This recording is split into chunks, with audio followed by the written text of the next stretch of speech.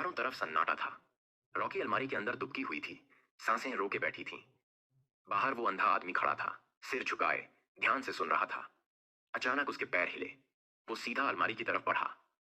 दरवाजा खुला और डॉन ब्रेथ की कहानी तीन दोस्तों रॉकी, एलेक्स और मनी की है, जो एक अंधे आदमी के घर में चोरी करने जाते हैं, यह सोचकर कि वह अकेला, लाचार और कमजोर होगा।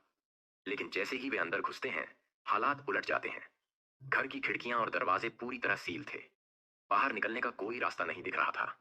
मनी गलती से आवाज कर देता है और उस अंधे आदमी की चालाकी का असली नजारा सामने आता है। बिना देखे ही वो उसे ढूंढ लेता है और एक ही झटके में खत्म कर देता है। अब रॉकी और एलेक्स पूरी तरह फंस चुके थे। डर और घबराहट में वे तहखाने की तरफ भागते हैं। लेकिन वहां एक और खौफनाक सच उनका इंतजार कर रहा था। एक लड़की कैद थी, जिसे वो आदमी सालों से बंदी बनाकर रखे हुए था।